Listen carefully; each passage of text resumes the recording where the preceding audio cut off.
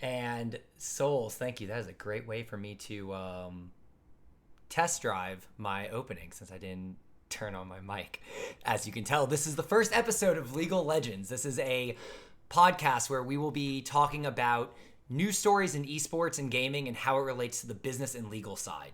So we are going to take a look at some of these articles that are written by journalists, mainly focusing on the gaming side and shedding the light on what happens in the business, legal, and some of the things that they may have missed or may have misrepresented in these articles. The first one that we're going to look at is here on the screen. It's Vindex's sale to EFG leave esports engine employees empty-handed. So the summary of this article is that there is some dissatisfaction from the esports engine employees that when the company was sold, they did not receive any of the upside of that sale price because they had employee stock. They feel like they were burned because they did not receive any financial benefit. And so this article starts off with a history of the company and shows that this has actually happened before and why that has caused a lot of frustration. So we are here to kind of look through this and try to figure out what happened. So the idea here is that Vindex was sold to the ESL Faceit group. Now this is a big group that owns DreamHack, and this was a major merger in this space for live esports events. So the background, though, is that MLG originally was on its own and was then sold to Activision Blizzard. This was back in 2015. They're saying that it was sold for $46 million, and MLG did not, the employees didn't receive any financial benefit. So that happened back in 2015. Then it happens again in 2023 here that they did not get a payout from their equity. However, this says here that they received a small payment but received no financial benefit from the actual sale. We'll get back to that in a second. The next point is that they were talking about how this management was selling the company quietly. They talk a lot about how no one at the company knew that the sale might happen, and that employees only found out maybe a week before it happened. That's something that's very normal when it comes to these kind of situations, and we'll go through that as well. You see here again, they're really stressing that they handled these negotiations quietly and on their own. And then this goes to talk about some of the issues with what happened to the actual company. So they go into the story and they say that, MLG was being built up and then it was acquired for $46 million. They talk about the founders and how the founders really, built this company up. But one of the biggest founders was not really the head of the actual company, right? So what we see here is that they contributed to success when MLG was sold to Activision Blizzard. It was saddled with debt, leaving little room to pay out employees who had equity in the company. So what you see here is that they are talking about how there was debt in place at MLG before the sale of the company. It goes on to state that firms that had invested in the company, Treehouse Capital, Ritchie Opportunistic, Oak Investment, and Sepso Legion Capital, came first. So this is going to be the first thing we are going to talk about, which is the idea that the investors came first and what that means in terms of employees versus investors. Now, this is kind of a sensational line about, investors come first, and that's a very charged statement of the employees were behind the investors in terms of who gets money. But the issue is that this doesn't really take into account that is exactly how companies are structured. It's no one's personal choice that investors get paid out before employees. It's not like the money's sitting there and the CEOs get to choose. These investors, more often than not, either have a convertible instrument or they have what's called preferred stock. Now, preferred stock sits above common stock in the company. So the founders, employees, and certain people get common stock. That's what you think of when you think of owning a company. You own a percentage of it as common stock. When a company goes to get investors, they need to bring new money into the business. In order for them to do that, they have different vehicles of doing so, but the most common of the vehicles is called preferred stock. That is a type of stock that sits above common and has special rights and special obligations above common stock. The reason they do that is what entices the investors to be able to give the company this new money. That money is protected with certain safeguards. One of the most common is a preferred stock preference, a liquidation preference. This usually means that before any money makes it down to the common stock, the preferred stockholders must at least get their money back. So if I invested $1 million in preferred stock, before any money goes down to common stock, that $1 million has to come to me in a liquidation event or a sale.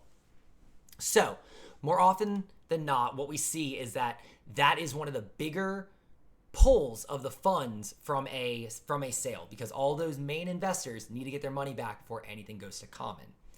Another thing that happens before any money goes down to common is debt.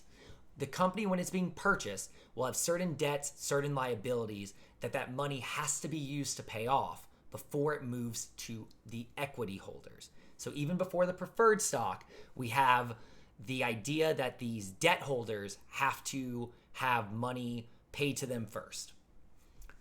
So what we see here is that in 2015, this was an asset purchase agreement, right? So this asset purchase agreement means that the entire company was sold through their assets directly to Activision Blizzard. There are two different styles of mergers and acquisitions you often see. An asset purchase agreement, where the asset purchase agreement specifically lists out what assets and liabilities the owner will be taking on, or a stock purchase agreement, whereas in a stock purchase agreement, the buyer is buying every single share of the selling company from those individual shareholders, and then at the end of it will own 100% of the company. Now, the reason why an asset purchase agreement makes this interesting is that it is not a guarantee that any money goes to the employees or any stockholders at that matter of an asset purchase agreement. It could wildly change based off of what assets are being purchased, what liabilities are being purchased, the purchase price, and what is being left of the company when that asset purchase is all said and done. So we see here that's already my first idea right here of why these employees did not get a payout, is because no one was getting a payout for the shares they owned. They weren't exchanging those shares for a purchase amount as if it was a stock purchase agreement. The money would go to the company in this asset purchase agreement, and then it is on the owners of the company to distribute that money in how it sees fit. Also, one of the things I think is really interesting about this article is it says it was described as a corporate action taken without a stockholders meeting by less than unanimous written consent of our stockholders.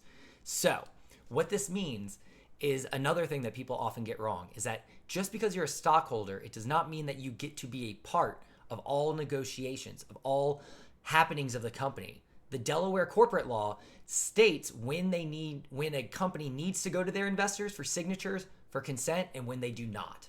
So right here we see that a vote by less than unanimous written consent. That just means that the company looked at what it needs to do in its bylaws or certificate of incorporation and decided, okay, maybe we only need a majority of stockholders to approve this. Maybe we need a super majority, like 75%. So they went and did that. There isn't a requirement for unanimous consent. So it says the deal was approved. See, the board approved on December 21st. And then on December 22nd, a letter was sent to stockholders informing them of the sale. This, once again, is very normal. It seems counterintuitive that the stockholders will find out after the fact, but more often than not, that is how it works, just because you do not need all stockholders to agree to these kind of sales. I do think this is also entertaining. It's saying that I got fucked on stock, right? Which is a very personal and I feel sympathetic feeling, is that employees should feel this way when they do not get a payout during these things.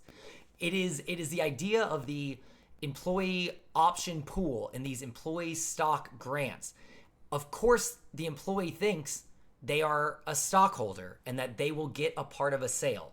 It doesn't matter that legally they're not entitled to it. It matters that the employees are feeling that way. Maybe they took a job here as opposed to another place with higher salary because of those stock options, because of that right to an equity grant. I think often businesses and lawyers forget that employees are just human. And when they see employee option pool and they see that they've been giving a stock grant, they assume certain things. One being, if the company is sold or the company increases in value, that they are part of that ride and they get part of that advantage. So, that's what I'm saying. That's why I'm doing this article, is that I feel for the people who went through this, and I feel for the journalists trying to tell this story. I just wanted to give more of a educated basis for why this wasn't a nefarious plot to go after these stockholders. So we go on a little bit further. That MLG, so this happens to MLG. Then the founders leave MLG and go on to create Esports Engine 1.0. So basically, the founders of MLG wanted to do MLG again. I remember when this happened and was very excited to see these guys go back to it. I loved going to MLG events, and so I was excited to see what Esports Engine was going to do. So then, so they talk about the ownership of that. Then Vindex, the people who buy Esports Engine, officially launched, backed by 60 million Series A investment. And that's the launch of Esports Engine, right? So let's talk about this. This gives us a great benchmark right here. Vindex already takes $60 million in Series A investment. Now that is, once again, the preferred stock that we talked about. This means, as we said in that waterfall, that $60 million, pretty much at minimum, is now in front of the common stockholders before they get any amount of money for a sale or an exit event. So they're rather, sizable Series A investment. So we see that, it looks like one of the things I think is interesting here is that they say that if they had not been bought and been used as a financial encumbrance, that Esports Engine would have been profitable, which is, road to profitability. It's a whole other topic, but this is interesting to see. So they go on and the company, Vindex buys Belong Gaming Arenas, and they're trying to invest $300 million over the next 5 years. COVID hits. These are all businesses based on real-life gaming events, real-life in-person esports events, and COVID, of course, ravaged that industry for years. So we see that the company is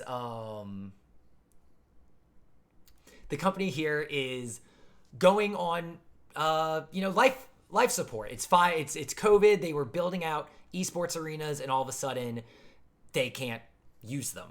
So it looks that in summer of 2022, Vindex has run through its funding. Once again, this is a huge deal. So companies always have a burn rate, especially when it comes to companies that are backed by preferred stock and investors. They get a certain amount of money in, and they are told that they're going to use that for the use of proceeds and to build the business out, but they always know that until they are profitable, that there is a burn rate that maybe this company will last a year, 2 years on investor money before they run out of cash reserves. So being hit by COVID after getting their $60 million in, I guarantee you that $60 million was probably just supposed to be the beginning, but instead they had to go on life support, use that money to try to survive through COVID.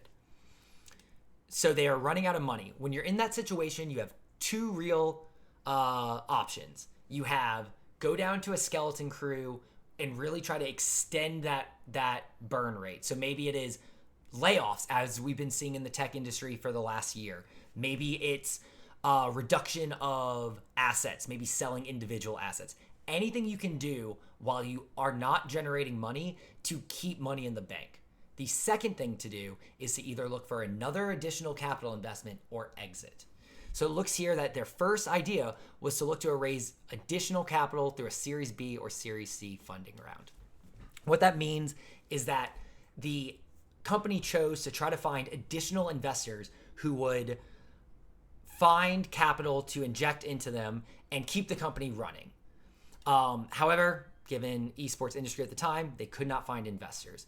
During 2022 and what's been going on for the last couple of years has been what's called an esports winter. A lot of investors are either pulling out or tightening the amount of money that they are giving to esports organizations. This is in part because esports really blew up during COVID because people could watch these events still during COVID. The gaming scene, could be played online, whereas traditional sports cannot. So esports really thrived during that time, even though in-person esports did not. So these guys were kind of on the worst of both sections, right? So when you think about it, they were betting on in-person esports right when COVID happened, and then they were trying to look for money when esports industry was really going through a winter. So it looks like they were trying to find additional capital, which would have let the company just keep running as is, but they couldn't.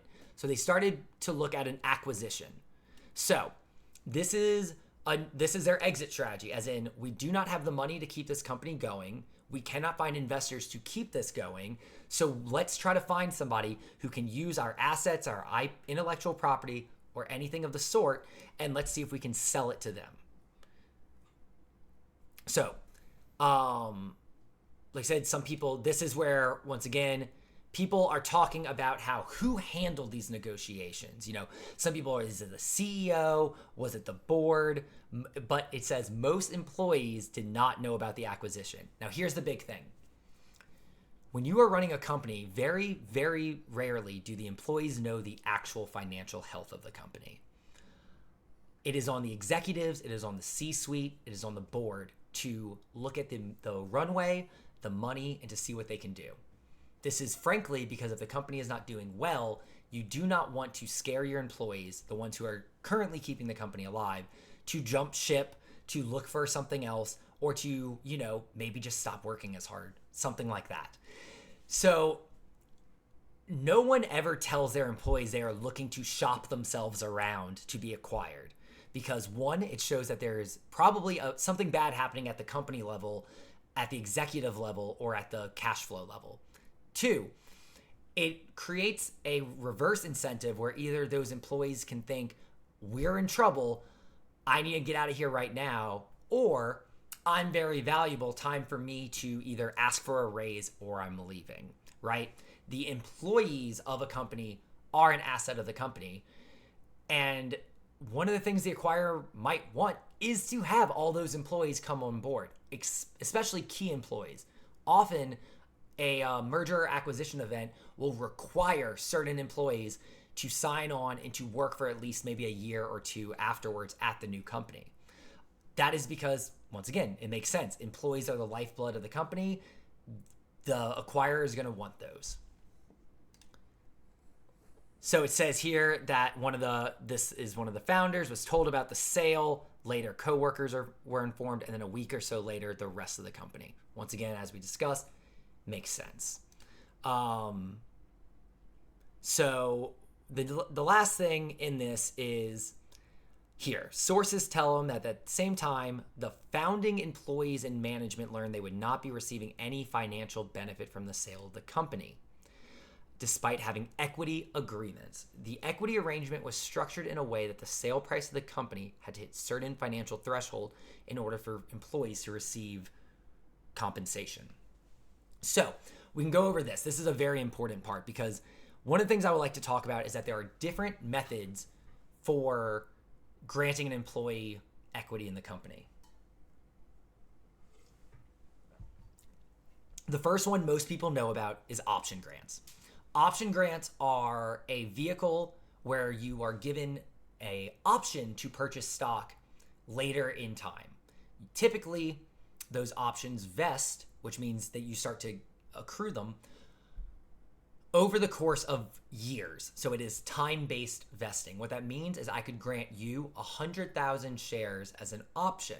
So over the next 4 years, every month, 1/48 over 4 years will vest and become vested. It Doesn't mean you own them yet. It means you have the right to exercise those options and then purchase them at that time. Now, the benefit for employees of that is that they get the fair market value of that option, of the stock, the day they are granted the option. So even if they don't buy them for 4 years and the company grows for 4 years, they get to purchase them at the price that they were the day they were given them. That is a very, very positive thing for employees. But what I'm seeing here is that the company the sale price had to hit a certain financial threshold in order for them to receive compensation.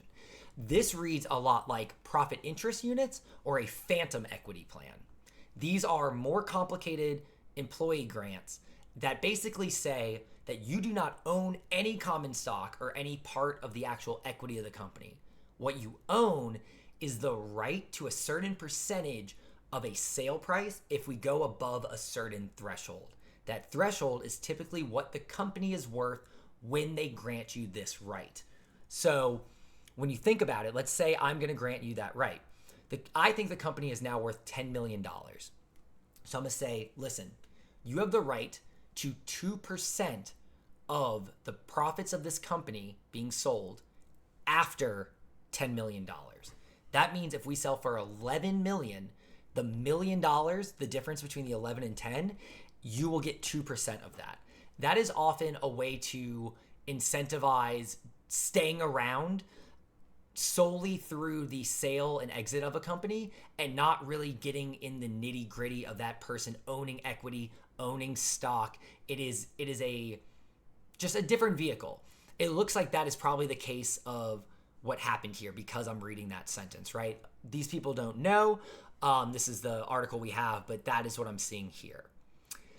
What is interesting is this next sentence, which is, sources claim that the deal was structured in a way that sliced up the money that EFG was paying to lower the final price and avoid tripping a specific number that would cause employees to be paid.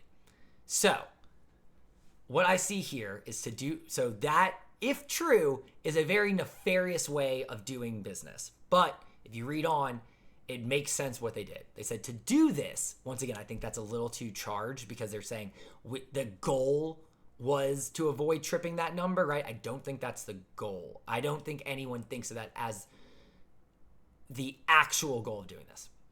So the deal was structured so that it paid off the debt, created an earn-out retention pool, those two steps. And then, so those two steps, let's do it. Paying off the debt. That is, once again, when we talked about the waterfall, paying off the debt of the company before money goes to the equity holders is standard. Now, if the company was being sold for a certain amount and that was for the phantom plan, and then they structured it to where the payoff of the debt was not a part of the total value, that I think would actually lean to the point of it being that they were trying to skip employee payments. I do not think that's the case. I think this means that the buyer gave them money with the assumption and the need that a certain amount of that money would be used to pay off the debt. That makes sense. You do not want to buy a company that has outstanding liabilities. If I'm giving you $100 million and you have $5 million in debt and liabilities, it is certain that you are going to have to take 5 of that 100 million and pay that off. It doesn't make sense for me to give you $100 million for your company. You hand me the company and it has 5 million in debt still outstanding, right? So that is typically what happens when the purchase price is used for debt. The second part is a earn-out retention pool. They put this as a contractual provision stating that the seller of a business is to obtain additional compensation in the future if the business achieves certain financial goals. So what that is especially when we're looking at this company, right? We are looking at a in-person esports company during this esports winter. It makes sense that they are currently being undervalued, which means they are desperate for money because they are running out of money on their runway and they can't find a great buyer or maybe a great term sheet or a great deal. So Instead of someone telling them, hey, your company's worth 30 million right now, that's what we'll pay you. What they did is they probably tried to say, look, we are worth 30 million right now, but in 2 years we will be worth 40 million. So we want to have this sale have that upside, because while we, the owners right now, cannot withstand this winter without your money, we think you're getting too good of a deal if you just get us right now. So what that usually does is the company will say, yes, we're going to pay you, the buyer will pay you 30 million today. But if this company hits, say, a certain sales target, a certain growth rate, we will pay you an additional amount of money at that time to the current owners. This lets those people sell the company right now, but not sell it at such a bad deal that they undervalue the entire company for everyone. It lets them look at this and say, okay, we'll take that money now because we need to, but we'll continue to work hard. Our employees will continue to grow this business for you, but you don't get all of the upside. We still get to capture that and bring it back. But what they're saying here is that they think that they put so much behind this earnout that once again, it dropped that number for the sale of the company day one, that closing day sale, below the threshold for employee option grants or employee phantom equity. So what's interesting from that is while it could be 100% true that all of this was necessary purely to get the deal done, there is maybe a 10-15% chance, I'm making that number up, of maybe the buyer realized that, or maybe the seller realized that, hey, if we get this number low enough, we do not have to pay out certain employee option grants. If the founders or whoever was going to be receiving those grants, receiving that money at close, truly wanted every cent because maybe they thought they were undervalued at the time, it is possible that they think, well, if we dodge the necessary payments to the employees, that means more money in our pockets. The issue is I do not see that is the motivating factor for any of the companies that I've worked with when it comes to selling them. They know that this company was built by the employees. The employees are part of it. They do not look to structure a deal specifically to get rid of employee options or employee payments. I even see that from this last sentence as well. It says, though some employees did receive a final financial benefit from the sale, others received a token bonus not tied to the value.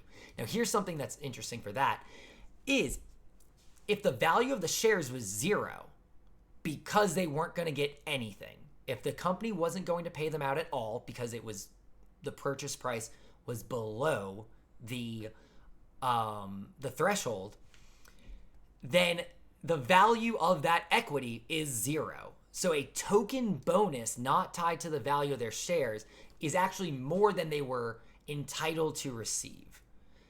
Reading this sentence, I truly think that this is a company that was in a compoundedly bad position between having real life assets and banking on real life esports and then trying to sell or raise money in this world at this time. So, looking at this and after reading through this, one of the things I really wanted to bring up to y'all and to try to explain is that I don't think anyone here really wanted to find a way to get the employees out of the money. If founders who have worked closely with their team, all they would like to do is to keep them employed and to get them paid. No one wants layoffs and no one wants their employees to not be compensated. So it could be that if the company was set at any higher valuation or any other version of the deal, maybe all those employees would have been fired. They might have been terminated in order to have the buyer just use their own employees. It looks here that, there weren't layoffs based on this merger and that people were receiving some bonuses. So reading through it, you just get the sense that there's a lot of frustration from the employees of being told this company got originally sold as MLG for $46 million. And then later that it was sold, that this company, Esports Engine, was valued. And here's the thing. The deal was valued in the lower to mid 9-figure range. It's a huge number, right? But we do not know how much of that was tied in the value of physical assets, of the IP, the intellectual property, of the goodwill. There is nothing here that shows a breakdown of where that value of the company was and where that money went in terms of debt, in terms of payoffs to employees, in terms of payoffs to the executives, in terms of that. Once again, you have to remember there was that $60 million in Series A investment. That $60 million at minimum pulled $60 million out of the deal. They might have had an even higher preference, such as a 2x preference or a participating preference. These are all more complicated M&A structures. But what that means is that those investors did still stand on top of the stack and still needed to be paid. So, I think that reading this, I get where they come from, right? I get where they come from, and I definitely think that someone who went through and lived through both mergers, if you lived through both mergers with options and didn't get paid out either time, I would be angry too, right? But I think one of the soft skills I saw in this article it really made me think about it, reading it from this perspective, is that the board and the executives need to discuss mergers and acquisitions with their employees honestly. I think too many CEOs and too many boards just leave that as an afterthought. They are so set on getting the deal closed and making sure the financials make sense that they sometimes stop to think that there are individuals at this company that when they do get this news that they are being acquired will be a major life event for them. Even if nothing changes, even if to the board and to the buyer and seller know, oh, we're just moving this company over, all the employees are coming over, and they'll just come to work tomorrow like nothing happened.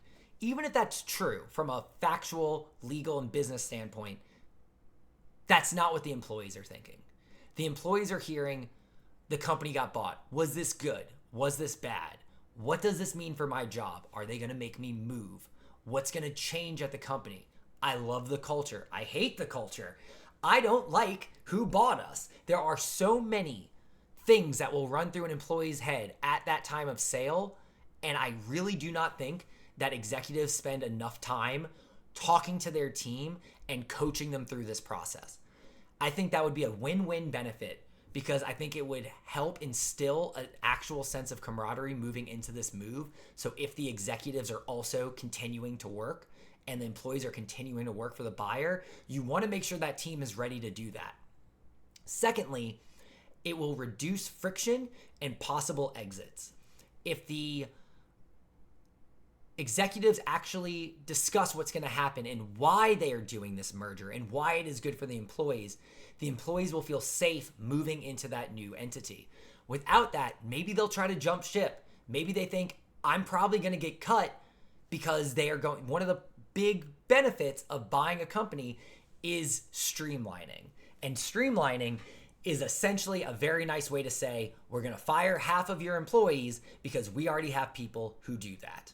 If I already have a marketing team and your firm has a marketing team and I buy your firm, I will fire your marketing team. And now all of a sudden, your company is more profitable because you are not paying for a second marketing team.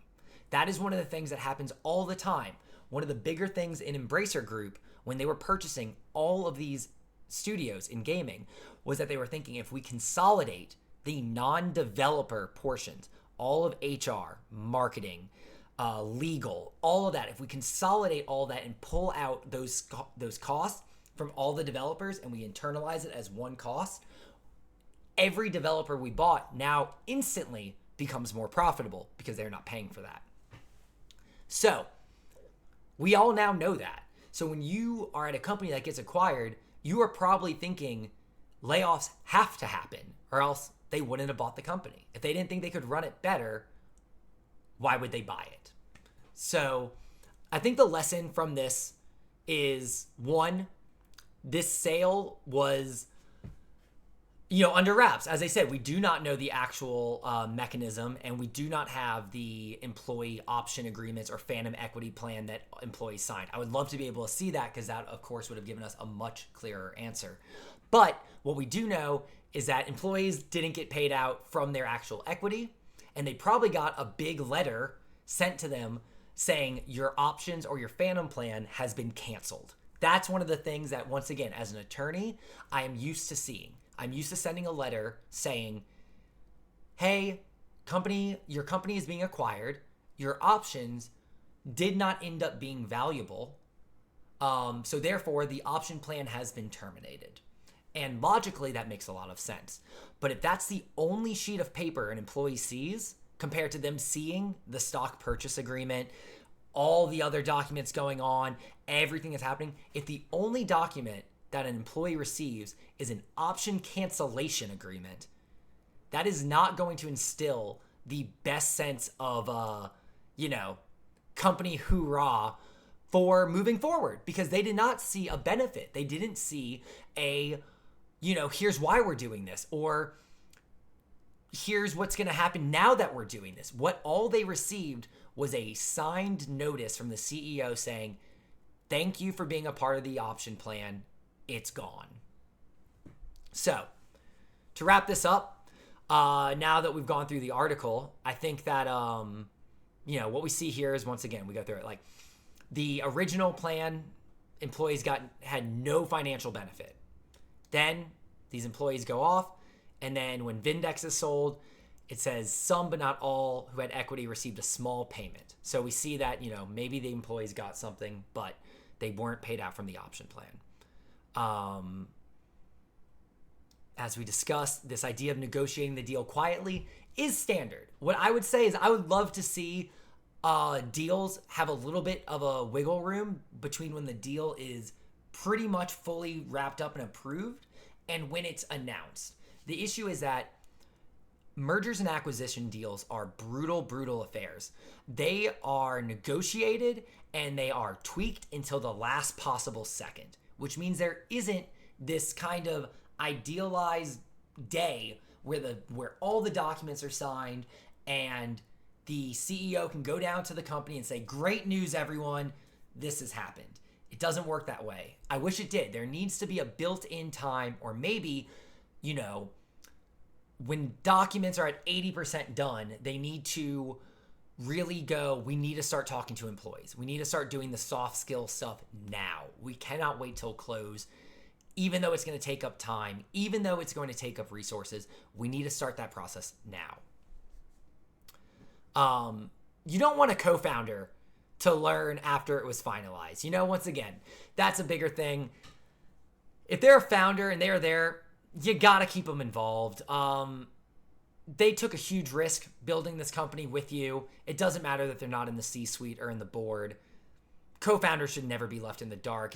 And you need the founders that have been there since the start to be the biggest champions at that time of exit. They need to tell everyone why they are choosing to exit now and why it's still good for everybody. If all co-founders aren't on board with that, it's going to look terrible, because if the executives and founders aren't unified and jazzed about this, how are the employees supposed to be? Last one, we saw that they handled these negotiations quietly. They had to. They have to handle negotiations quietly. M&A deals can fall apart 80% of the way through. There's no guarantee in a merger until the paperwork is signed. A deal can be pulled minutes before signature. Also, they probably had non-disclosures and confidentiality agreements in place. It is not on the executive team to be able to break that. They have to do as best they can with who they can tell, but it is on them to make sure that they don't cause unnecessary unrest. And so until that deal was signed ink, they probably thought, we can't tell our employees.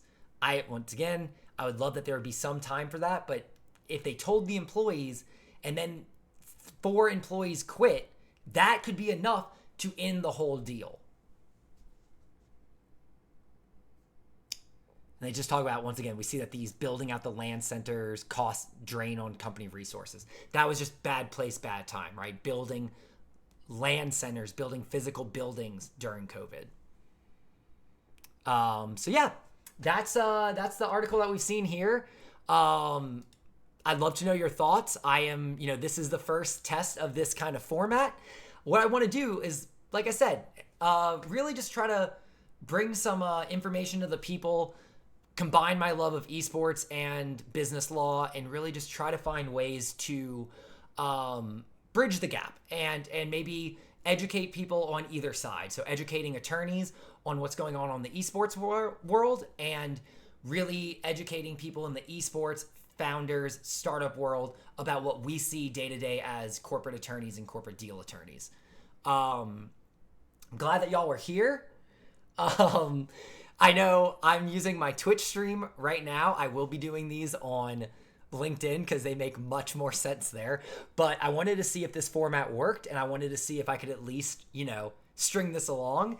And so thank you to anyone who's here from my usual gaming streams. If you haven't been here before, this is my channel that I do my personal gaming streams. My actual legal work is at elizablegal.com. And you can find me as Dean Elizab on LinkedIn.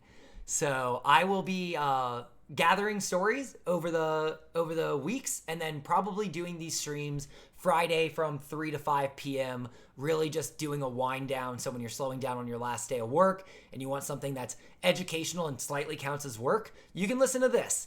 And we'll also be using this channel back for games, and I will be, really marrying these two. One of my favorite things I really want to do is start streaming just any kind of games, but answering questions about the general esports startup founder life.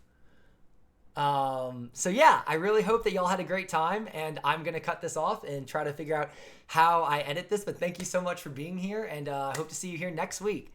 Thank you so much.